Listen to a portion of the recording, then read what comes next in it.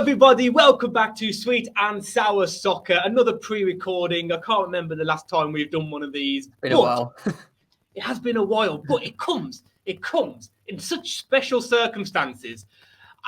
I can't believe what we're about to talk about. The fact that Watford have sacked another manager in Cisco Munoz. I think I've pronounced that right.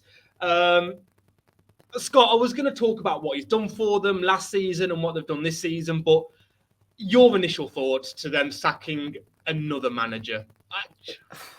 It's confusing, isn't it? And I thought their statement was confusing to start with, saying they were pretty much saying that they're not where they thought they were going to be in the table. I couldn't understand one win in the last five, but they've still got 4 points in the last five. They're currently sat, is it 4 points? I believe it's 4 points above. It is 4 points above the relegation zone, sat in 15th position. And you just think, yes, they've not had the best run of form, but come on, this is where you back your manager. And, you know, you kind of think if Watford was sitting there, maybe like, you know, when Villa came up and Villa had spent like 100 million, you'd kind of be going, well, I can maybe see it. Watford didn't even spend that much in the summer. I was just about to say that. You said the phrase, this is where you've got to back your manager.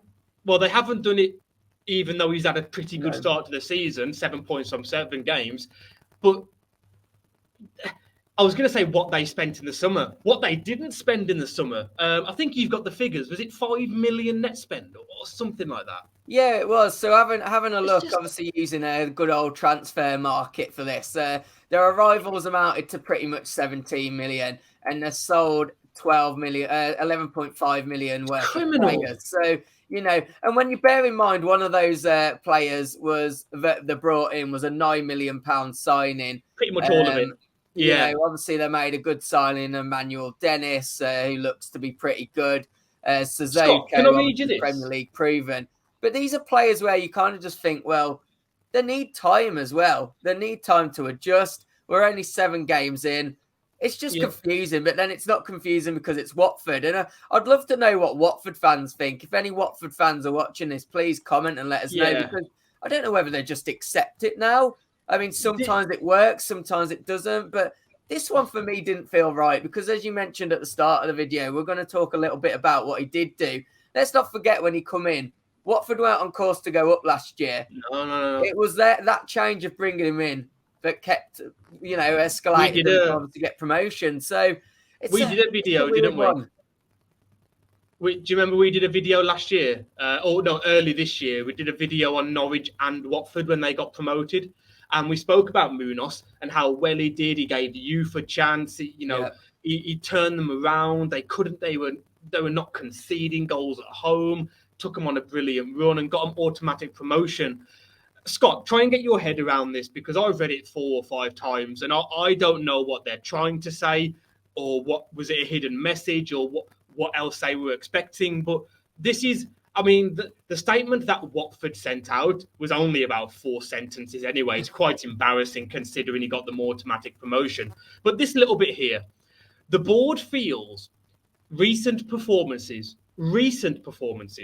strongly indicate a negative trend at a time when cohesion should be visibly improving. Now, if you just took that isolated sentence, you could apply that to stocks and shares. You could apply it to a business meeting, like cohesion, a negative trend. Like, what are they talking about? What negative trend? Averaging a point per game, which pretty much keeps you in the league.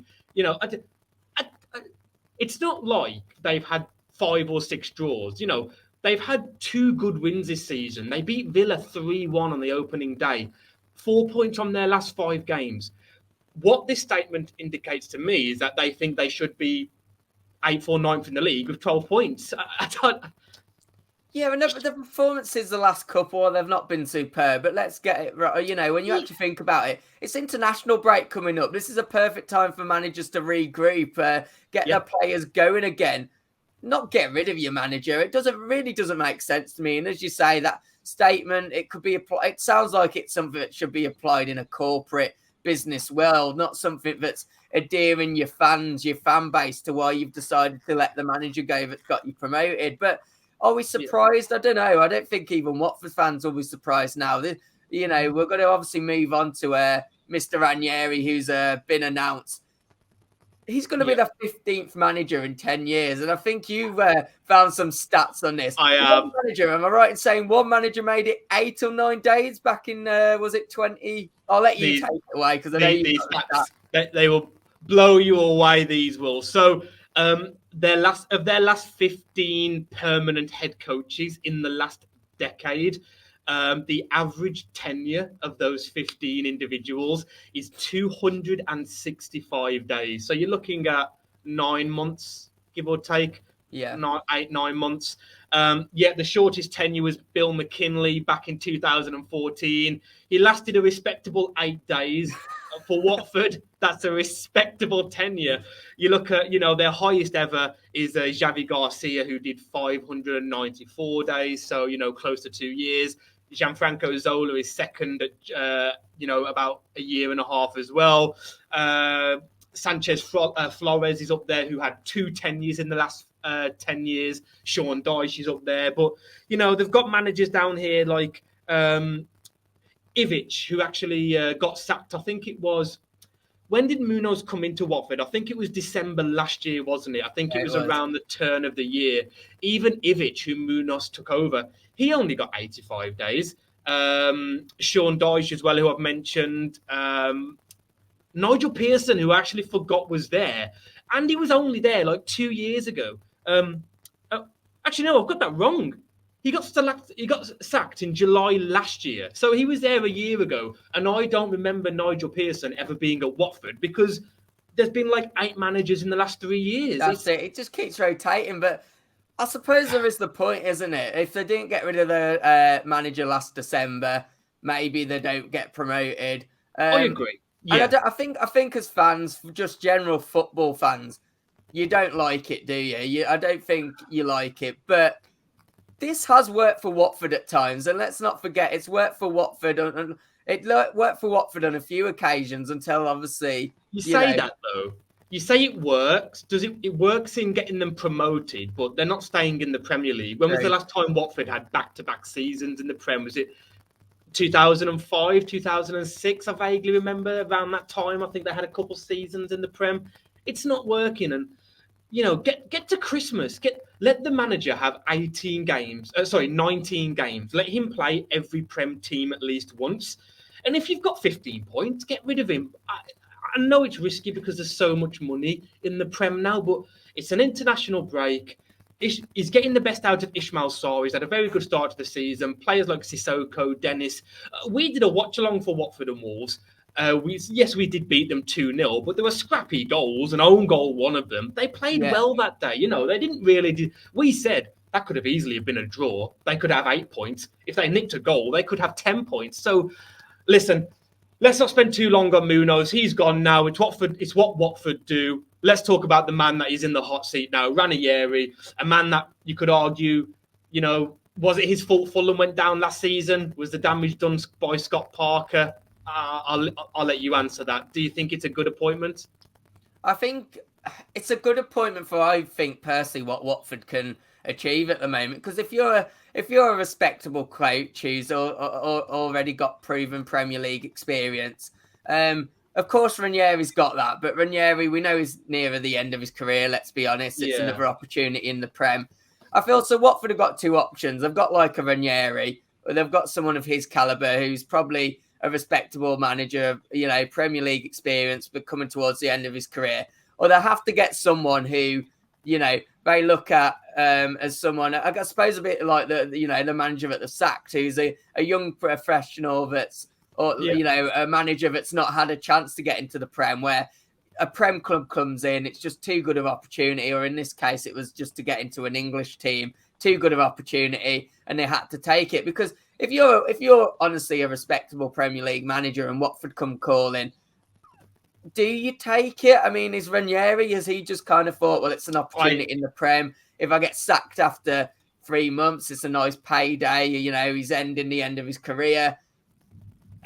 I don't know how I feel. I feel like for what Watford can achieve because of how bad the board is, I kind of feel it's not too bad of an appointment. Does it excite me as a neutral? No. Will it excite the Watford fans? No, but I feel Watford fans must be able to appreciate that you're not going to get someone that's like got a proven past record who's like really in demand at the moment, because they're just going to go, well, the second I lose 2-3 on the bounce, I'm gone, and that's my reputation gone.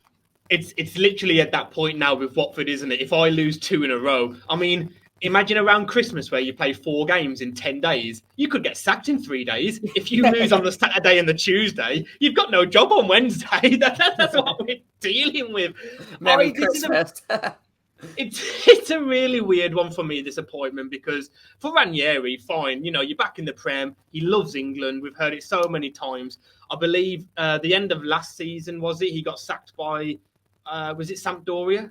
Yeah. In Italy, I think they let him go. So he's back in England. He's back in the Prem. He's in London, where obviously he's been with Fulham and Chelsea in the past.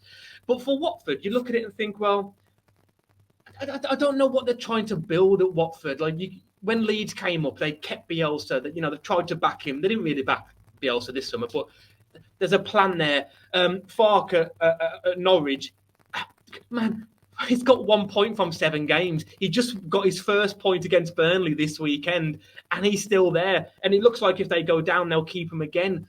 I just don't know what Watford is as a football club with these managers. When it started 5 or 6 years ago, it was weird. Now it's just like, oh, this is who you are. Will they? If Ranieri keeps them up, let me ask you this: if Ranieri keeps them up, do the board back him, or say, well, you did what we wanted you to do last season, you've kept us up, but now we're going to try and find a manager, we're going to change our ways and try and find someone for the next 3 or 5 years? I don't see that. I don't see it either. I don't. But the answer to that is nothing would surprise me with them. It really wouldn't. I think maybe they do just bring him in until the end of the season. They reevaluate again and go, you know what, we fancy that one this time. We'll bring him in and he'll be gone before December. But let me ask you this. Ranieri, let's ask this question, because based on what Watford said about obviously the sacking, Ranieri's got to come in. One, we already know this. He's got to hit the ground running. But secondly, what does he have to achieve? Are they expecting a top 10 finish? Are they expecting... it's really confusing. And because, as I say, yes, their form's not been great. 4 points in the last 5, which I still don't think's bad. That 4 in the last 5 keeps a newly promoted team just about up, doesn't it? Off recent Premier League, Yeah.